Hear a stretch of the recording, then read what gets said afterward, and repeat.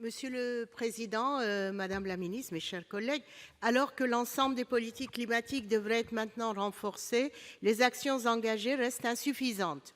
Le Haut Conseil pour le climat a ainsi dénoncé, dans son rapport remis au Premier ministre, la faiblesse des mesures proposées par le Gouvernement pour se conformer à la transition énergétique.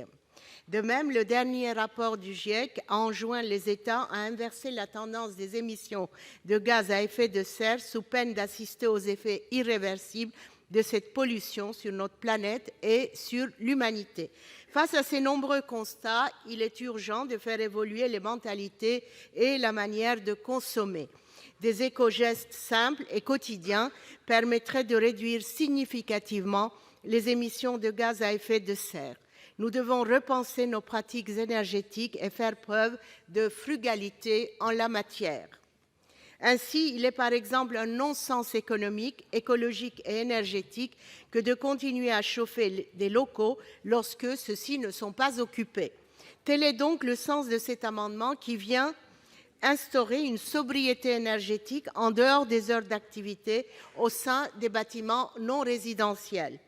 Une bonne isolation évite en effet le refroidissement des murs et diminue donc la condensation intérieure. Les locaux bien isolés concentrent suffisamment de chaleur pour que les coupures de chauffage puissent être effectuées lorsque les pièces à vivre ne sont pas occupées. Ce geste permettrait une économie entre 22 et 26 % par rapport à un fonctionnement constant du système de chauffage. Enfin, selon l'Agence de l'environnement et de la maîtrise de l'énergie, régler la température à 19 degrés dans les pièces à vivre serait bénéfique pour la santé des travailleurs et permettrait la diminution de la consommation énergétique de 7 %. Ces éléments éclairent sur la pertinence du présent amendement.